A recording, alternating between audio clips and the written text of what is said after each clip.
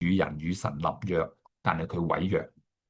然後佢所面對嘅困難，我簡單講一講吓，即係話巴比倫王喺西底家眼前殺了他的眾子啊！諗下呢句說話，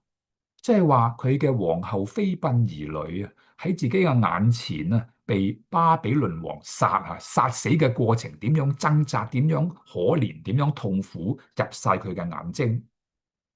然後所有嘅猶大首領都被殺，殺完之後點呢？巴比倫王將佢嘅眼睛挖去，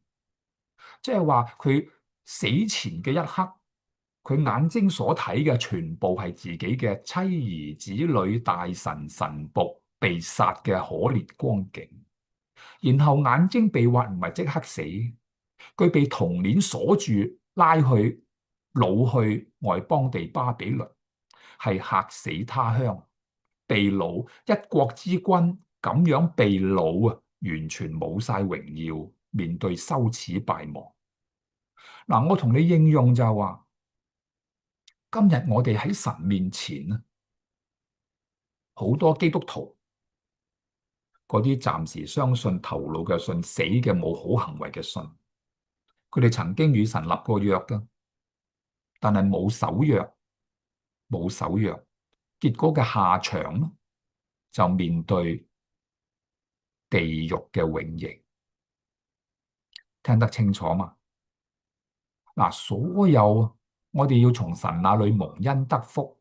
守約要立約，呢個係蒙福嘅開始。我哋話要信耶穌，你要信得真，而呢個信耶穌，人言為信吓，人嘅言呢為信。聖經嘅真理就係話五個層面，你要擁抱聖經，你要捉緊聖經，你要順服聖經，你要遵守聖經，實踐去行出嚟，五個嘅層面先至叫做真信耶穌。嗱，所以睇到西底家佢一生嘅年日，就直接知道啊，最後兩次被擄，佢親身經歷。597、586，喺佢11年嘅皇帝嘅過程，佢自己係弄成呢一個嘅悲哀嘅結局啊！弟兄姊妹，時間關係吓，盼望當我哋話要認罪悔改嘅時候，真係認罪悔改，遵守翻神嘅誡命律例典章。